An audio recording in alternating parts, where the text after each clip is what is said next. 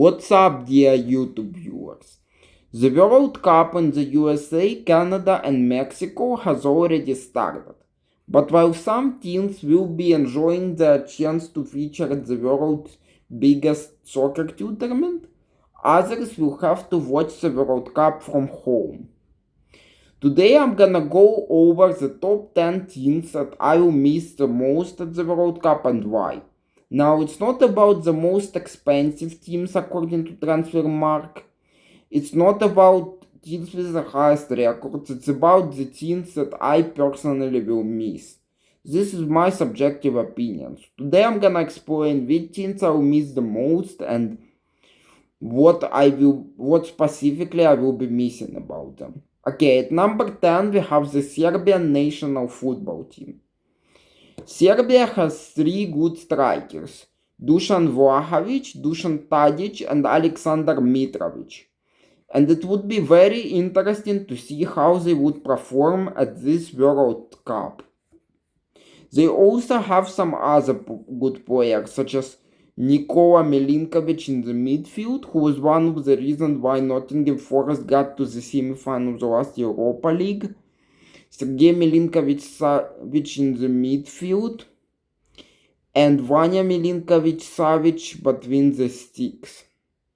However, unfortunately, they got second in a group with England and Albania, and they will not be featured at this year's World Cup. I will be missing them. Number 9, I have the Polish national football team. This could have been the last tournament for Robert Lewandowski, the all-time captain of the Polish national football team. However, unfortunately, Poland didn't qualify for this year's World Cup after being second in the group with the Netherlands and then losing to Sweden. And Robert Lewandowski has already announced that he is retiring from international football. So we will probably not see him anymore at the world's biggest soccer tournament, which is very sad for me, and which is why I will be missing the Polish national football team. Okay, at number 8 I have the Nigerian national football team. One of the reasons why I will be missing them is because they have Ademola Lookman, who was one of the best players in the season and helped Atletico, and they also got Victor Osimhen, who was a really good player, but then he transferred to Galatasaray, where he continued to score a lot of goals, but this is out of most people's sights, because he is out of the top 5 leagues and not many people watch the Turkish Super League. The World Cup could have been our chance to see Osimhen and potentially for him to earn a transfer to a top club. However, unfortunately, we will not get to see that. At number 7, I have the Costa Rican national football team. Costa Rica failed to qualify over Curacao, which was an upset. I will be especially missing Costa Rica because this could have been the last tournament for their all-time legend Keylor Navas, and he could have shown some remarkable performances. However, unfortunately, because Keylor Navas is not going to the World Cup, he will not be featured because Costa Rica failed to qualify, and in the next World Cup he probably will not go because he will be old by soccer standards then. Okay, at number 6 I have the Georgian national football team.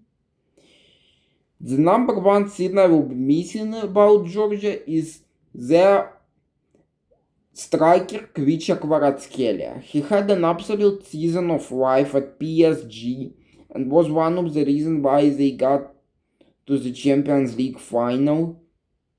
And even though he didn't score in the final itself, without him they would not be able to get to the final. Now, And other ways he would have probably gotten the Ballon d'Or, but because this year is the World Cup year, I think a lot of it will depend on who scores the most goals at the World Cup. And unless no player gets a lot of goals at the World Cup, he will probably not get the Ballon d'Or. So this is the number one reason why I am upset that the Georgian national football team didn't make it to the World Cup. But also they have some other good players, such as Georgi Mamardashvili and Georgi Chikvitadze. However, unfortunately, this year they were unlucky. Hopefully, we will see them again next year. At number 5, I have the Chilean national football team. Yes, right now Chile doesn't have the best generation of players, but I saw how their cheerleaders cheered at the 2017 Confederation Cup with their classic song, and I think we will be missing them in North America. Hopefully next year they will make it, but right now they are in the same crisis as, or next time they will make it, but right now they are in the same crisis as Italy, missing 4 World Cups in a row. At number 4, I have the Denmark national football team. Denmark is the most expensive team not to make it to the tournament, surprisingly even ahead of Italy. The number one thing we will be missing about them is that this could have been Christian Eriksen's last tournament and last opportunity to show off himself. But unfortunately, this time he won't be able to. Also, they have some other important players, such as Patrick Dorgu and Rasmus Højlund. However, unfortunately, all of them will not be able to attend the tournament and will miss them. At number 3, I have the Italian national football team. Yes, Italy is not in the best form right now, and many people are saying that they have a crisis. But some of their players individually are still good. For example, Federica Di Marca was one of the reasons why Inter Milan won the Serie A, and Sandro Tonali is one of the most important players at Newcastle, and many people are speaking about him transferring to a top club. It's sad that we will not see Italy, who won the World Cup before, at this year's World Cup. However, we are hopeful that in the future Italy can change something in the system and return back to the greatness they once had. Sorry, my nose is itching. Okay, at number 2, I have the Russian national football team. Now, unfortunately, Russia didn't even get to participate in the qualification tournament and got disqualified due to the situation in Ukraine, which I personally think is wrong for FIFA to disqualify countries for political reasons, because one of the rules in sports is that sports is outside of politics, and if they want to disqualify countries for political reasons, it's still unfair that they disqualified Russia while not disqualifying other countries for doing the exact same thing. For example, USA in Iran and Turkey in Syria, and their operation against the Kurds. But even if we think that this was right, that still doesn't change the fact that the players themselves have nothing to do with the invasion of Ukraine. That is a topic for a different video that maybe I will make someday, about why I dislike FIFA and the rules that they set, but the point is that unfortunately we will not see the Russian national football team at this World Cup. And the number one player that I will miss from the Russian national football team is Matvey Safonov. He had an absolutely incredible season at PSG and helped them get to the final.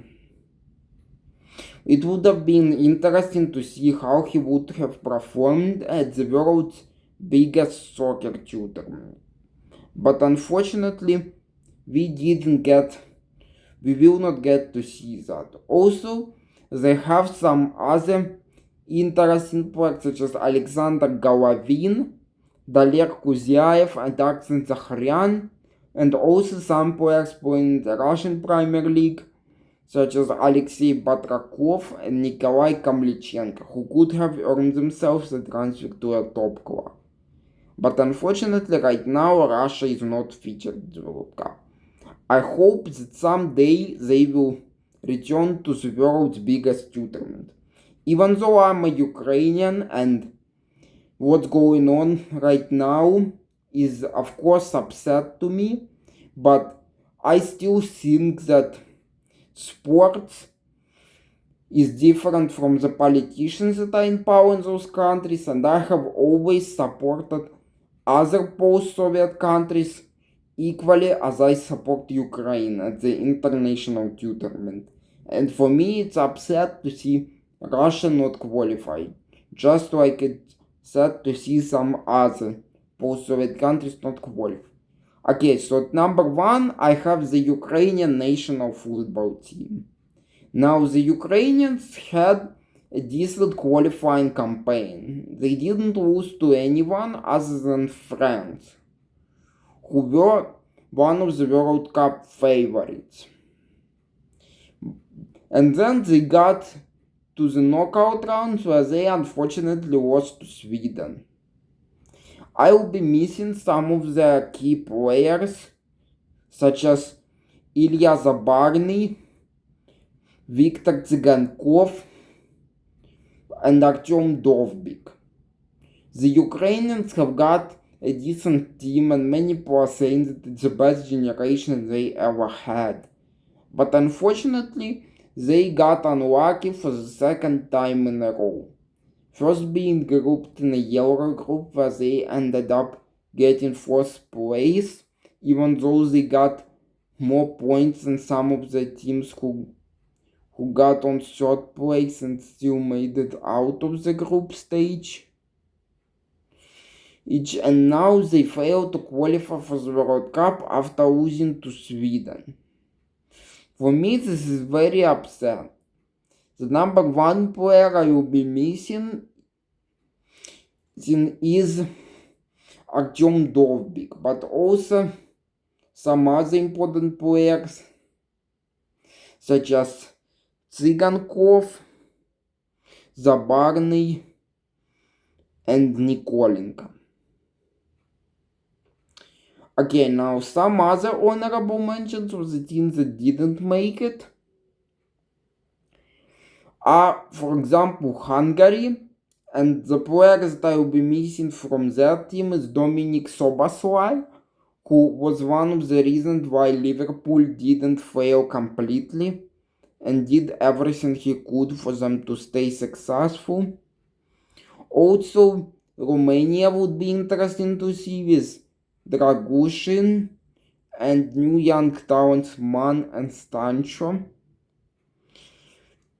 Also, the Ireland national football team with Evan Ferguson and Kelleher, who had a good season at Liverpool prior to his transfer to Brentford. But also some other teams from the former Soviet Union, such as Armenia, with Genrik Mikhatarian and Eduard Spetsyan from the Russian Premier League. And also Kazakhstan with Dastan Sapayev. Also some players from the former Yugoslavia team, such as Nikola Krestovich and Benjamin Sheshko, and many others. So there you have it, guys. Those are the top 10 teams that I will be missing most. Of course, your opinion could be different from mine. Write your opinion in the comments. Give me a thumb up if you like this video. If you dislike this video, give me a thumb down. Subscribe and leave a comment. Bye, guys. Have a good day.